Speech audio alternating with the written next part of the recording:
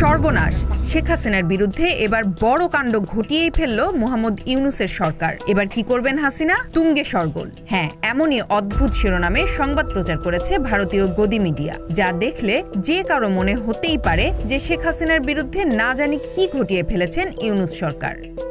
সম্প্রতি হাসিনা সহ শেখ পরিবারের 10 সদস্যের জাতীয় পরিচয়পত্র এনআইডি লক করেছে নির্বাচন কমিশন, ইসি অধীনস্থ জাতীয় পরিচয় নিবন্ধন অনুবিভাগ। জাতীয় পরিচয় নিবন্ধন অনুবিভাগের মহাপরিচালকের মৌখিক নির্দেশে এই 10 জনের এনআইডি লক করা হয়।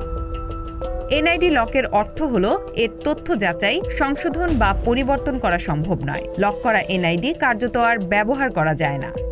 বাংলাদেশের আইন অনুযায়ী যদি কোনো ব্যক্তি জন্মসনদ বা জাতীয় পরিচয়পত্রে প্রতারণার আশ্রয় নেয় অথবা রাষ্ট্রবিরোধী বা সংবিধান বিরোধী কোনো কাজ করে, তবে সরকার তার নাগরিকত্ব বাতিল বা এনআইডি লক করতে পারে। আর হাসিনা ও তার পরিবারের ব্যক্তিরা সবসময় বাংলাদেশ বিরোধী ষড়যন্ত্রে লিপ্ত রয়েছে, তাই তাদের বিরুদ্ধে ইউনূস সরকারের এই উদ্যোগ সম্পূর্ণ যুক্তিযুক্ত। কিন্তু সাধারণ এই আইনি বিষয়টি নিয়ে ফুলিয়ে ফাঁপিয়ে মুখরোচক সংবাদ প্রচার করছে ভারতীয় কিছু ভুঁইফোড় মিডিয়া। Z news, Dhaka.